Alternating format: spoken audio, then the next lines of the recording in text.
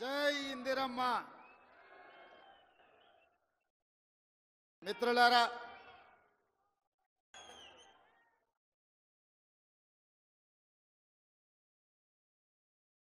వేములవాడ రాజన్న సాక్షిగా ఈరోజు మీ అభిమాన నాయకుడి అధ్యక్షతన ఆది శ్రీనివాస్, మీ శాసనసభ్యుడి అధ్యక్షతన రాజన్న సిరిసిల్ల జిల్లా అభివృద్ధి కార్యక్రమాలకు తెలంగాణ రాష్ట్ర ప్రభుత్వం శ్రీకారం చుట్టి ఈ కార్యక్రమంలో నా సహచర మంత్రివర్గ సభ్యులందరూ, పార్లమెంట్ సభ్యులు, శాసన మండలి సభ్యులు, శాసన సభ్యులు, పార్టీ ముఖ్యమైన నాయకులు, ప్రభుత్వ అధికారులు, ప్రాణ సమానులైన ఈ అధికారం రావడానికి అహర్నిశలు రాత్రింబవళ్ళు కష్టం చేసి ఈ కుర్చీలో కూర్చోబెట్టిన వేలాది మంది కుటుంబ సభ్యులందరూ కూడా మనస్ఫూర్తిగా ధన్యవాదాలు, కృతజ్ఞతలు తెలియజేస్తున్న మిత్రులారా. ఆనాడు పాదయాత్ర సందర్భంగా సమ్మక్క సారలమ్మ ఆశీర్వాదం తీసుకొని మొదటి అడుగు వేసిన రోజే ఈ అడుగు కేసీఆర్ గడీలను కూల్చే వరకు ఆగదు, అందులో వేలాది మంది కాంగ్రెస్ పార్టీ కార్యకర్తలు పాల్గొనాలని ఆ పాదయాత్రలో భాగంగా వేములవాడ రాజన్నను దర్శించుకొని సామాన్య ప్రజలను, తెలంగాణ ఉద్యమకారులను, అమరవీరుల కుటుంబాలను, తెలంగాణ ఆడబిడ్డలనే కాదు వేములవాడ రాజన్నను కూడా మోసం చేసిన చంద్రశేఖరరావు ప్రభుత్వాన్ని గద్దె దించాలి అని ఈ గడ్డ మీద నుంచి ఆ రోజు మనం మాట్లాడుకోవడం జరిగింది.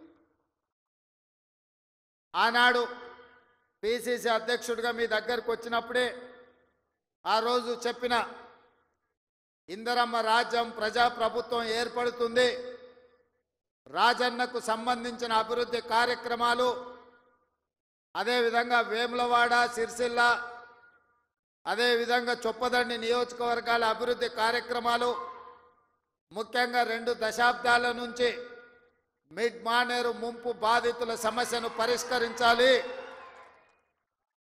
మీ వంట వార్పు కార్యక్రమంలో, మీ నిరసన కార్యక్రమంలో, మీరు చేస్తున్న పోరాటంలో చాలాసార్లు నన్ను ఆహ్వానించడం ద్వారా ఆనాడు మీ సమస్య నా దృష్టికి తీసుకొస్తే మనకు అవకాశం వచ్చినప్పుడు ఆ సమస్యను పరిష్కరించాలి అని చెప్పి ఆనాడే మీకు మాట ఇవ్వడం జరిగింది. ఇవాళ అదే కాకుండా కలికోట సూరమ్మ ప్రాజెక్టు పాదయాత్ర సందర్భంగా ప్రాజెక్టు మొత్తం కలే తిరిగి ఖచ్చితంగా అధికారులకు వచ్చిన వెంబడే ఈ ప్రాజెక్టును పూర్తి చేసే బాధ్యత కాంగ్రెస్ ప్రభుత్వం తీసుకుంటుంది అని ఆనాడు ఈ ప్రాంత రైతాంగానికి చెప్పడం జరిగింది. ఆ రోజు పాదయాత్రలో పెద్దలు జీవన్ రెడ్డి గారు ఈ జిల్లా స్థితిగతులను, ఈ జిల్లాలో గత 40-50 సంవత్సరాల నుంచి చేసిన అభివృద్ధిని, ఈ ప్రాంతానికి ప్రాతినిధ్యం వహించిన ప్రజాప్రతినిధుల గురించి వారు తెలియజెప్పినప్పుడు ఈ కరీంనగర్ గడ్డకు పరిపాలన చాతుర్యమే కాదు పోరాటాల పౌరుషం ఉన్నదన్న సంగతి ఆ పాదయాత్రలో కూలంకషంగా తెలుసుకోవడం జరిగింది. కొండగట్టు హనుమంతుడి ఆశీర్వాదం తీసుకొని ఖచ్చితంగా ఈ జిల్లా అభివృద్ధి కార్యక్రమాలలో ఆనాడు శ్రీరామ్ సాగర్ నుంచి మొదలు పెడితే శ్రీపాద ఎల్లంపల్లి ప్రాజెక్టు వరకు ఈ ప్రాంతంలో కట్టిన ప్రాజెక్టులు కాంగ్రెస్ పార్టీనే, మిగిలిన వాటిని పూర్తి చేసేది కూడా కాంగ్రెస్ పార్టీనే అని ఆనాడు మీ అందరికీ ఆ రోజు చెప్పడం జరిగింది. ఈరోజు మళ్ళీ కాంగ్రెస్ అధికారంలోకి వచ్చి కాళేశ్వరం అసంపూర్తి ప్రాజెక్టులు కావచ్చు, అందులో ఉండే ప్యాకేజీలు కావచ్చు, కలికోట సూరమ్మ ప్రాజెక్టు కావచ్చు, సిరిసిల్లలో ఉన్న ప్యాకేజ్ 9 కావచ్చు, ఇట్లా చెప్పుకుంటూ వెళ్తే ఈ ప్రాంతంలో వాయిదాలు పడుతున్న సాగునీటి ప్రాజెక్టులను పూర్తి చేయడానికి మీ జిల్లా ఇన్ఛార్జ్ మినిస్టర్ పెద్దలు ఉత్తమ్ కుమార్ రెడ్డి గారు నిరంతరం సమీక్షిస్తూ అధికారులను సమన్వయం చేస్తూ ప్రజాప్రతినిధులతో సమాచారం తెప్పించుకుంటూ ఈ జిల్లా మీద ప్రత్యేకమైన శ్రద్ధ కనబరుస్తున్నారు. వారు సాగునీటి పారుదల శాఖ మంత్రి కాదు, వారు ఈరోజు కరీంనగర్ ఉమ్మడి జిల్లాకు వారు ఇన్ఛార్జి మంత్రివర్యులు. తప్పకుండా కరీంనగర్ జిల్లా ప్రజలకు నేను ఒక మాట ఇవ్వదలుచుకున్నా. 100% ఈ నవంబర్ 30 తారీఖు లోపల మళ్ళీ ఉత్తమ్ కుమార్ రెడ్డి గారు మీ జిల్లాకు వచ్చి ఈ జిల్లాలో ఉన్న సాగునీటి ప్రాజెక్టులు అసంపూర్తిగా ఉన్న వాటిని అన్నిటినీ సమీక్షించి ఎంత కాలంలో పూర్తయితాయి, ఎంత నిధులు కావాలి, మన ప్రభుత్వం ఆ ప్రాజెక్టులను ఎలా పూర్తి చేస్తుందో పెద్దలు ఉత్తమ్ కుమార్ రెడ్డి గారు మీ ఎమ్మెల్యేల సలహాలు సూచనలు తీసుకొని తప్పకుండా ప్రాజెక్టులను పూర్తి చేయడం జరుగుతుంది అని చెప్పి నేను ఈ వేదిక మీద నుంచి చెప్పదలుచుకున్నా. అదేవిధంగా మిత్రులారా, కరీంనగర్ జిల్లా గురించి నేను కొత్తగా చెప్పాల్సిన పని లేదు. ఆనాడు ఈ దేశానికి దశ దిశ నిర్దేశం సూచించిన పివి నరసింహారావు గారు మంతని శాసనసభ నియోజకవర్గం నుంచి గ్రామ స్థాయి నుంచి ఢిల్లీ వరకు నాయకత్వాన్ని అందించి పరిపాలన అంటే ఇట్లా ఉండాలి, తెలంగాణ బిడ్డ పరిపాలన చేస్తే ప్రపంచమే ఆశ్చర్యపోయే విధంగా అబ్బురపడే విధంగా దేశాన్ని అభివృద్ధి పదం వైపు నడిపిస్తాడని చెప్పిన పివి నరసింహారావు మీ బిడ్డ, కరీంనగర్ బిడ్డ అని చెప్పి ఈ సందర్భంగా మనం గుర్తు చేసుకోవాలి. వారే కాదు, పెద్దలు చొక్కారావు గారు కావచ్చు, సత్యనారాయణరావు గారు కావచ్చు, ఇలా చెప్పుకుంటూ వెళ్తే ఈ కరీంనగర్ జిల్లా నాయకత్వాన్ని అందించిన జిల్లా. ఈ కరీంనగర్ జిల్లా రైతాంగానికి సమస్యలు వచ్చినా, నిరుద్యోగ యువతకు బాధ కలిగినా ఈ కరీంనగర్ జిల్లా నుంచే ఉద్యమాలు మొదలైనవి. ఈ కరీంనగర్ జిల్లా ఉద్యమాలకు ఎప్పుడు నాయకత్వం వహించింది.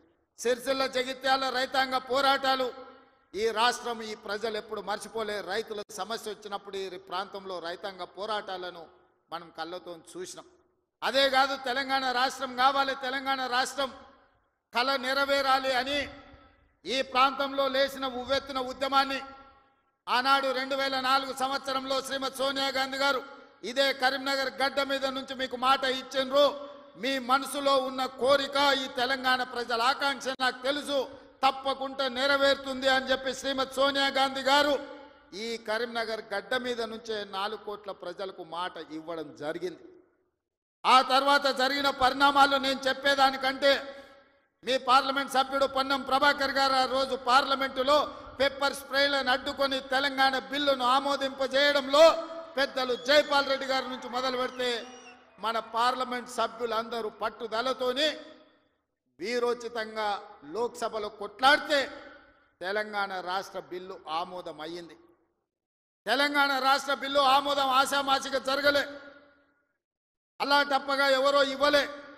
శ్రీమతి సోనియా గాంధీ గారు ఆంధ్రప్రదేశ్లో 155 అసెంబ్లీలు, 25 పార్లమెంట్లు ఉన్న పార్టీ శాశ్వతంగా నష్టపోయినా, కేంద్రంలో అధికారం కోల్పోతుందని తెలిసిన 4 కోట్ల తెలంగాణ ప్రజల కోరిక నెరవేరాలి, కరీంనగర్ గడ్డ మీద నుంచి ప్రజలకు ఇచ్చిన మాట నెరవేర్చాలి అని వారు ఇచ్చిన మాటకు కట్టుబడి ఇవాళ తెలంగాణ రాష్ట్రం ఇచ్చింది. కాబట్టి మనందరం గర్వంగా తలెత్తుకొని నాది తెలంగాణ రాష్ట్రం, ఈ తెలంగాణ రాష్ట్రంలో ఇందిరమ్మ రాజ్యం, ప్రజా ప్రభుత్వం ఉన్నదని ఇవాళ మనం గొప్పగా గర్వంగా చెప్పుకునే పరిస్థితులు ఈరోజు మనకు వచ్చినాయంటే శ్రీమతి సోనియా గాంధీ గారు కరీంనగర్ గడ్డ మీద నుంచి ఇచ్చిన మాట అన్న సంగతి నేను మీకు గుర్తు చెయ్యదలుచుకున్నా.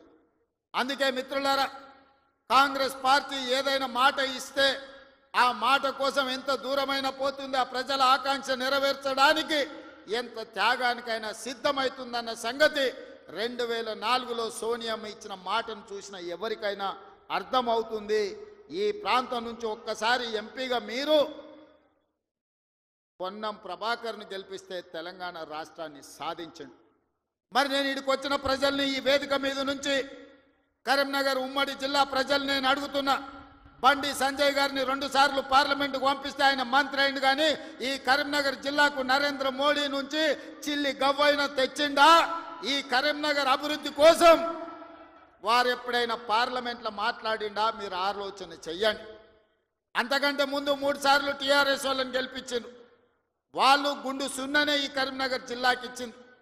నిజంగానే వినోద్ కుమార్ గారు, చంద్రశేఖర్ రావు గారు వీళ్ళందరూ ఈ ప్రాంతానికి నీళ్లు తెచ్చినుంటే, నిధులు ఈ ప్రాంతంలో ఖర్చు పెట్టినుంటే ఈ కలికోట సూరమ్మ ప్రాజెక్టు పెండింగ్ ఎందుకుంటుండే, సిరిసిల్ల నియోజకవర్గంలో ప్యాకేజీ 9 పడావు ఎందుకు పడుతుండే, ఈ దేవుడు రాజన్న కోడె దూడలను ఇచ్చి కోరికలు నెరవేర్చే రాజన్న మందిరం 10 సంవత్సరాలు పడావు పడ్డట్టుగా ఎందుకు ఉంటుండే అని నేను ఈ మిత్రులను అడుగుతున్నా.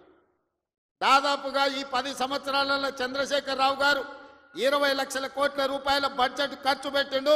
తెలంగాణ రాష్ట్రాన్ని 7 లక్షల కోట్ల రూపాయలు అప్పుల ఊబిలో ముంచిండు. 7 లక్షల కోట్ల రూపాయల అప్పు తెచ్చిన చంద్రశేఖరరావు, 10 సంవత్సరాలలో 20 లక్షల కోట్ల రూపాయలు ఖర్చు పెట్టిన చంద్రశేఖరరావు 100 కోట్లతోని రాజన్న దేవాలయాన్ని పూర్తి చేయలేకపోయిందా? ప్యాకేజీ నెంబర్ 9 సిరిసిల్లలో ఎందుకు పడావు పడ్డది? కలికోట సూరమ్మ ప్రాజెక్ట్ ఎందుకు పూర్తి కాలేదో మీరు ఒక్కసారి ఆలోచన చేయండి. ఇవాళ మీ రోడ్లు వెడల్పు విషయంలో కానీ మీరు ఆనాడు ఎమ్మెల్యేగా ఎన్నుకున్న ఆయన 3 సార్లు గెలిచినట్టు ఉన్నాడు. ఆయనను గవ్వాలంటే మీరు జర్మనీకి పోవాల్సిన పరిస్థితి ఉండే. కానీ ఇవాళ ఆది శ్రీనివాస్ మీరు పోవాల్సిన పని లేదు. మీ గల్లీకో మీ తండాకో మీ ఊరికో రోజు దయ్యం పట్టినట్టే తిరుగుతుండే ఆది శ్రీనివాస్. ఆయనకు పట్నం ఆడుందో తెలియదు. అసెంబ్లీ ఉన్నప్పుడు పట్నం వచ్చిందంటే పైగో ఇన్ని కాగితాలు పట్టుకొని వస్తాడు నా దగ్గరికి.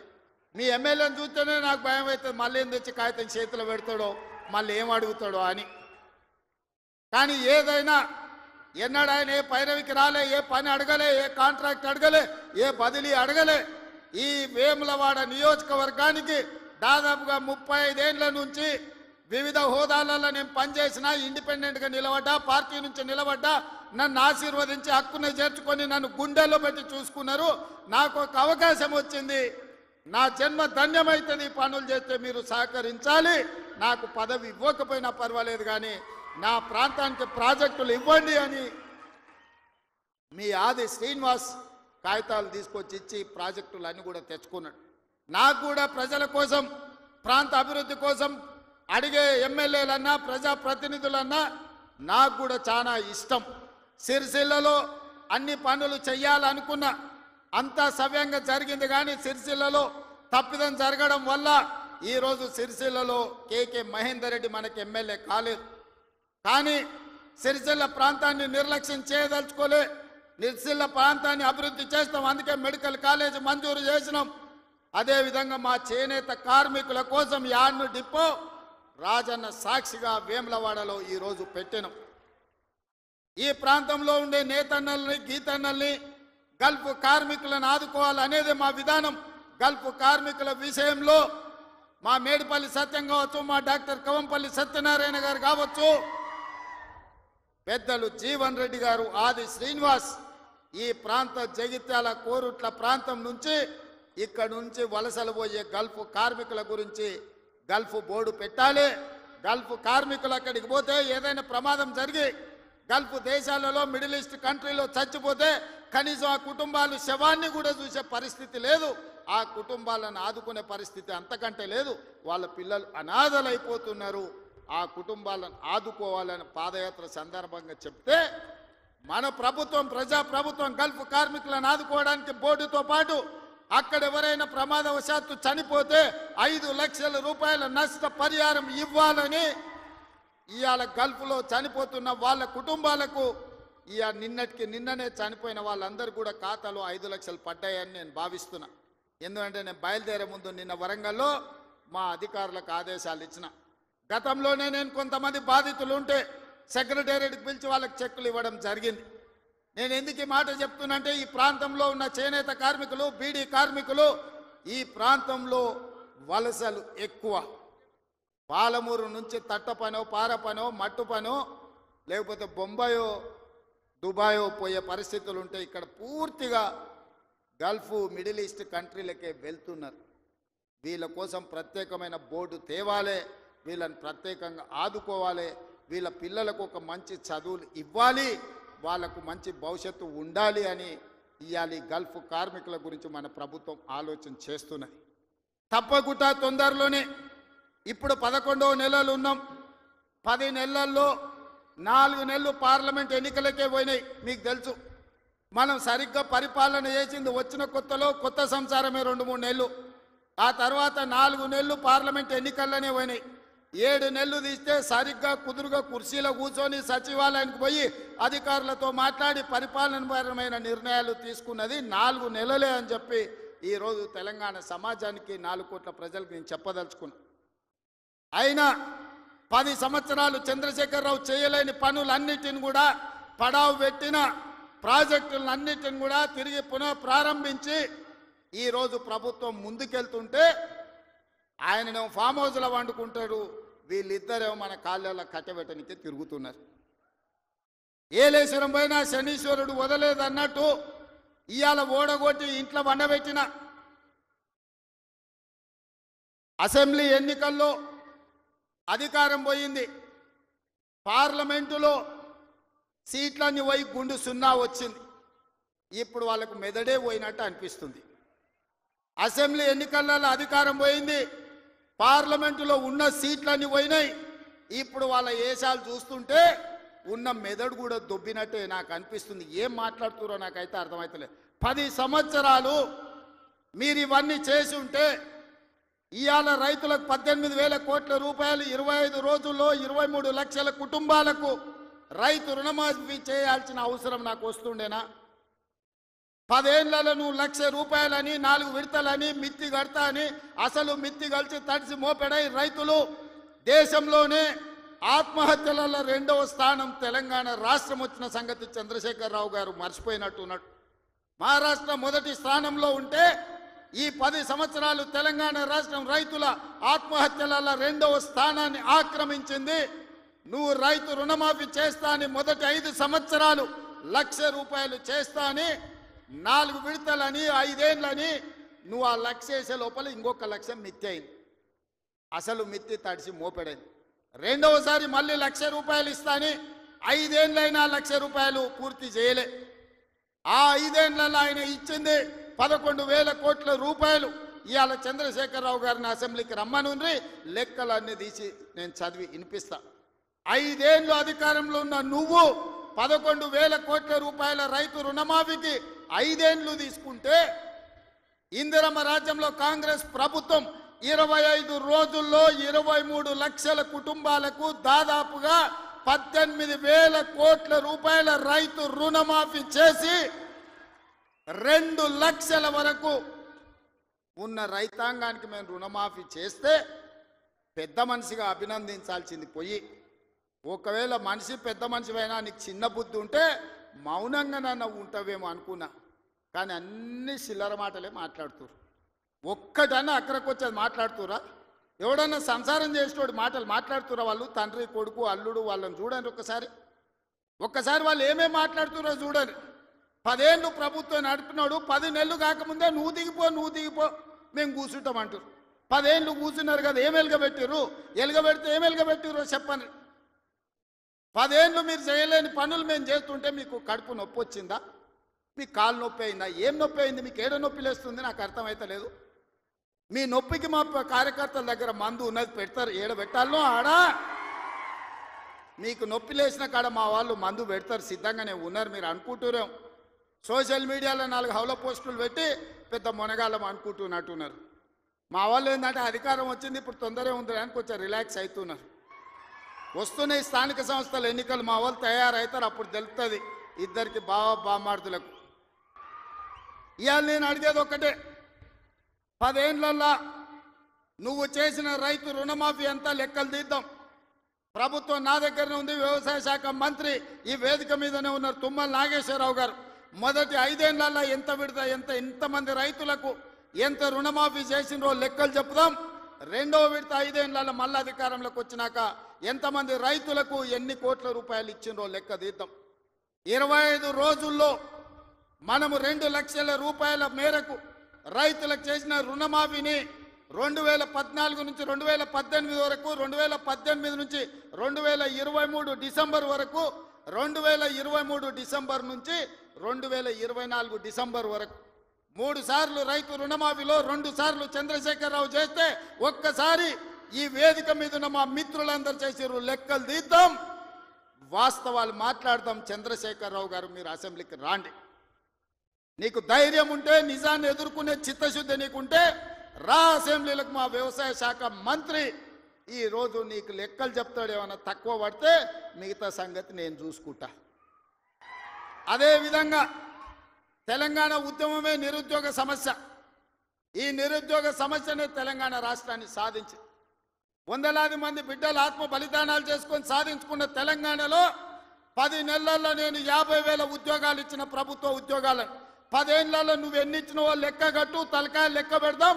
50,000కు ఒక్క తలకాయ తక్కువనే ఎల్పీ స్టేడియంలో అందరిని పిలుస్తా. 50కి తక్కువ ఉంటే అక్కడ నేను క్షమాపణ చెప్తా. స్వతంత్రం వచ్చినప్పటి నుంచి భారతదేశంలో ఏ రాష్ట్రం కూడా మొదటి సంవత్సరంలో 10 నెలల్లో 50,000 ఉద్యోగాలు ఇవ్వలేదు. నేను సూటిగా సవాలు విసురుతున్న చంద్రశేఖర్ రావు గారికి, రా నీ 10 ఏళ్ల పాలనలో ప్రతి సంవత్సరానికి నువ్వు ఎన్ని ఉద్యోగాలు ఇచ్చినావు? 10 నెలలల్లా నేను 50,000 ఉద్యోగాలు ఇచ్చిన లెక్క కట్టి తలకాయలు మొత్తం ఎల్పీ స్టేడియంలో పిలిపించి అందరిని పెడతా. నువ్వు వాళ్ళ తల లెక్క పెట్టుకో. ఒక్క తల తగ్గి నాకు క్షమాపణ చెప్పడానికి నేను సిద్ధంగా ఉన్నా.